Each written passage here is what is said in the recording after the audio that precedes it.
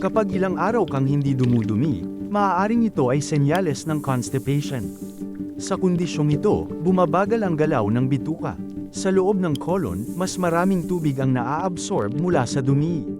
Dahil dito, ito ay nagiging tuyo, matigas, at mahirap ilabas. Ayon sa mga pag-aaral sa gastroenterology, ang kakulangan sa fiber, tubig, at pisikal na galaw ay ilan sa pangunahing sanhi ng constipation. May ilang pagkain na maaaring makatulong, at isa sa pinakakilala ay ang prunes o pinatuyong plum. Naglalaman ito ng sorbitol, isang natural compound na humihila ng tubig papunta sa colon, na tumutulong upang lamambat ang dumi. Mayaman din ito sa soluble fiber, na nagpapadagdag ng volume sa dumi, at nagpapasigla sa paggalaw ng bituka. Bukod dito, ang mga phenolic compounds nito ay maaaring makatulong sa pag-activate ng gut motility, ang natural na pag-urong ng intestines.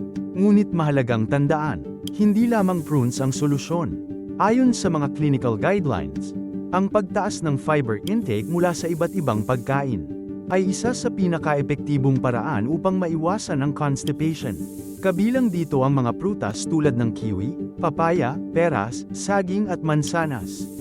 Pati na rin ang whole grains, oats, gulay, at beans. Nakakatulong din sa iba ang kape, yogurt, maligamgam na tubig sa umaga na nagpapagalaw ng bituka. Ang sapat na pag-inom ng tubig ay kritikal upang mapanatiling malambot ang dumi, habang ang regular na paggalaw ng katawan, tulad ng paglalakad, ay tumutulong upang mapanatili ang normal na galaw ng bituka.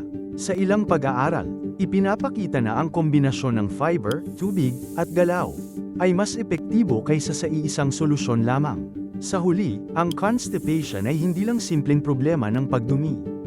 Ito ay resulta ng balanse sa loob ng katawan.